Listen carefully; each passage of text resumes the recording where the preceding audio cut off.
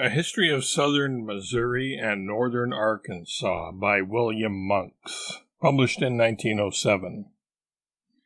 Another Meeting with Captain Forshee, number 31. In the spring of 1863, General Davidson was ordered to move from Rolla, Missouri, directly south of Little Rock, on breaking camp and marching in the direction of West Plains. The author, with his company of scouts, was ordered to report to him for service. On reaching West Plains, he went into camp. West Plains and vicinity were completely covered with tents and troops. All of the hills adjoining West Plains were literally covered with tents, Davidson's headquarters being inside of the town. The author, being sent out on the scout, came to the home of a man named Barnett, residing in Gunter's Valley, and not being able to reach town, went into camp near Barnett's. In a short time, Barnett came in home. He had been a lieutenant in the company where the author was prisoner. He informed the author that he had been to Thomasville Mill and that Captain Forshee, who lived about 1 mile below, had also returned with him. The author at once placed a guard around Barnett's house. Barnett, being the father-in-law of the captain, detailed 2 men to accompany him, prepared, mounted, and started to the residence of Forshee, fully determined to kill him. The author instructed his men that if Forshee remained in the house and didn't attempt to run, to play off and tell him that they belonged to Colonel Woods, a Confederate officer on White River. The author, then being clothed in Federal uniform and having but a limited acquaintance with Forshee before the war, did not think that he would recognize him. On reaching the house, we repaired to the door, hallooed, and his wife invited us in. The author had his pistol under the cape of his coat, still determined upon killing him. On entering the house, found him in bed with one of his children. His wife did not have the supper on the table. The author asked him if he had ever been in the Confederate service. He answered that he had, went out in the 6 months provisional Confederate service, didn't stay his time out, resigned, and came home. The author asked him if they had taken any prisoners while they were in service. He hesitated a moment and replied that they did. The author asked him if he remembered the names of any of them. He said he remembered the names of 2 of them well. The author asked him if he knew what became of them. He said that Black enlisted in the Confederate service, served his time out, and then substituted himself and was now in the Eastern Confederate Army. He again hesitated. The author asked him if he knew what became of the other man. He said that he didn't, that he made his escape from the Confederate Army, and he had heard that he was a captain in the Northern Army. The author said with an oath, "How would you like to see him?" He replied, "I would not like to see him very well." The author then said with an oath, "I am here. Look at me and see whether you think I am worth a beef cow or not." At this, his wife sprang between him and the author, and he said to the author, "Captain, there ain't 1 man out of 99 but what would kill me for the treatment you received while a prisoner. But I have always thought that if I ever met you and you would give me the time to explain the cause of it, you wouldn't kill me. And I want to live to raise my children." The thought passed through the mind of the author that he could not kill him in the lap of his family, but he would take him to Barnett's house where he had some more prisoners, and on the next day he would kill him on the way. Ordered him to get out of that bed. Forshee again appealed and said that he would like to know whether the author was going to kill him or not, that he wanted to live to raise his children. The author replied to him with a note that you ought to have thought of these things when you was pulling me away from the bosom of my family. never gave me time to bid them goodbye. Get out of that bed." There was about a 6-month-old child in the cradle. He slid out of the bed, kneeled down by the cradle, and was in the act of praying, his wife still standing close by.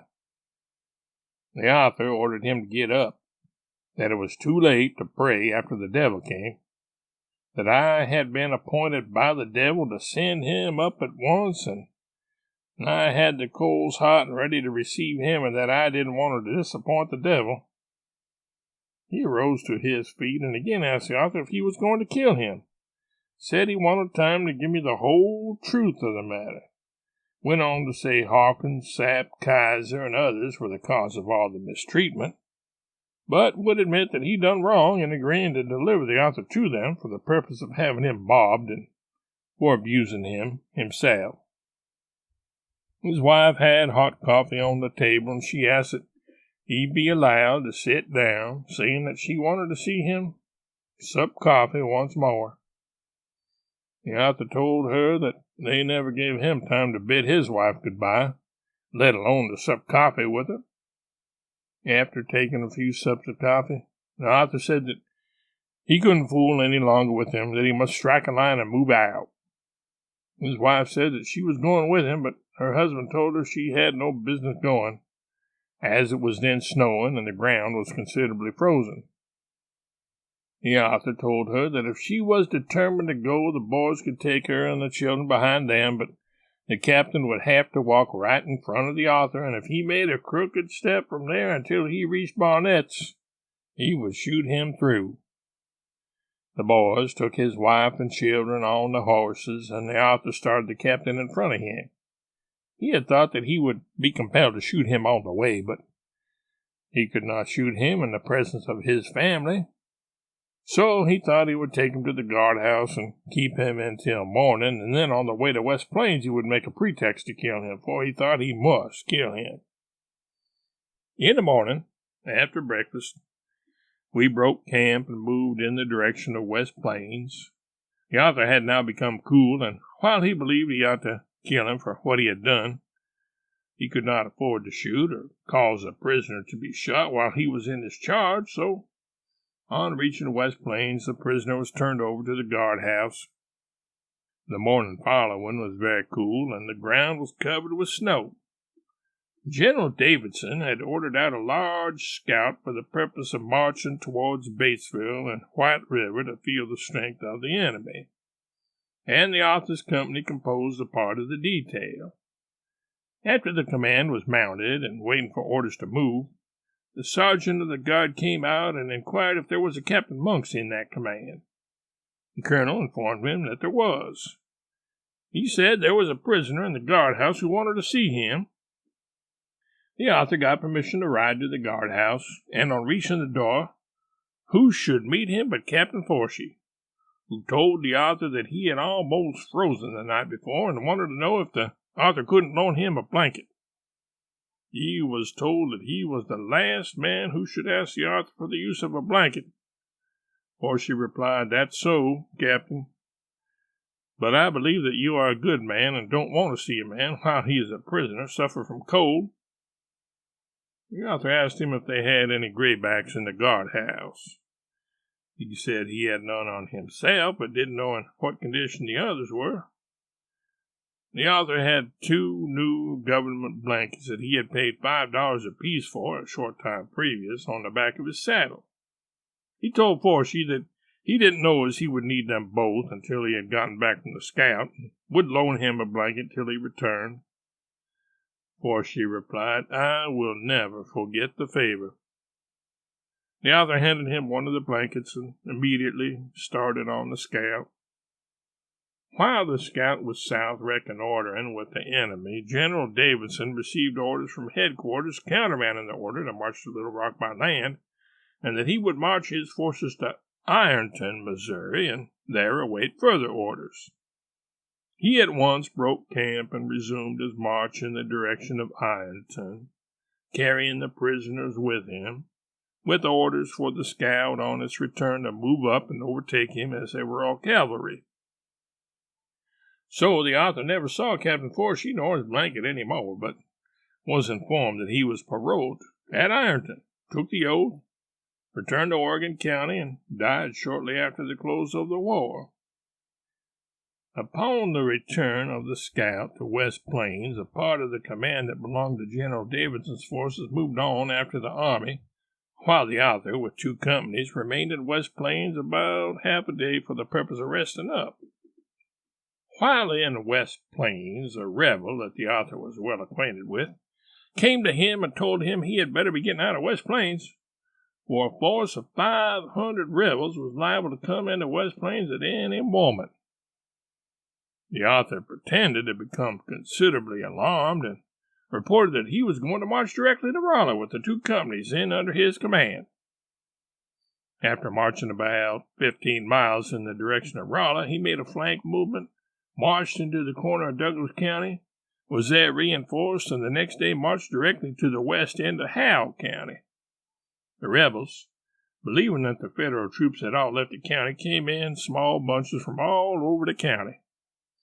The author made a forced march and reached the west end of the county about dark, turned directly toward West Plains, took the rebels completely by surprise, had a number of skirmishers with them, reaching West Plains with more rebel prisoners than he had men of his own. On the next day we turned in the direction of Raleigh, and by forced march reached Texas County. On the next morning, we reached the Federal post at Houston in Texas County and turned over the prisoners, among whom were several prominent officers. Captain Nix was one of them. On the night of his capture, the author said to him, "It appears to me that it is about the same time of night that they brought me prisoner to your house." He answered, "I declare I believe it is." After the rebels found a small number of the force that had made the scout, they declared that it was a shame to let Monks run right into the very heart of the rebels and carry out more prisoners than he had men.